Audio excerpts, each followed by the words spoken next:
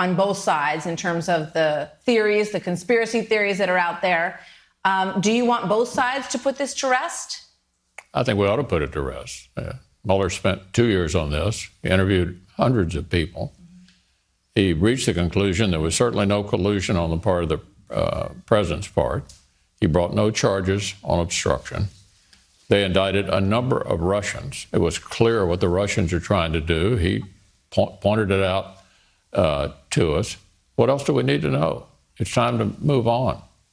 Well, some would say, Senator Graham among them and the president, that we need to investigate the origins of what happened here in the intelligence agencies. Are you in favor of that, or do you want them to drop that as well? Well, that's a decision for the Attorney General, and I think there is already an Inspector General investigation going on of how the investigation was initiated. These Inspector Generals in each department are genuinely independent people. I understand he's going to report at the end of May.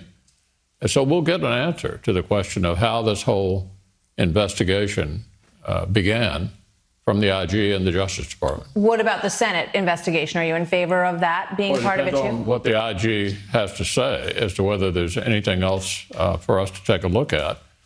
I think if he indicates that there was some suspicion around the opening of the investigation, Senator Graham might well decide that he wants to take a look at that.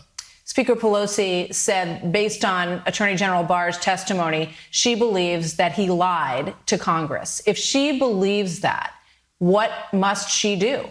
That's an outrageous assertion. The man had a brief summary of the report, released all the report that was legally allowed to be released, put it on the internet. To call a public servant like the Attorney General a liar is completely over the top. These people are somewhat suffering from Trump derangement syndrome. I mean, they can't accept the fact that the president won the election. The investigation is over. Why don't we turn our attention to trying to see what we can figure out, what we can do together for the American people, and not squander any more time? We have the answer.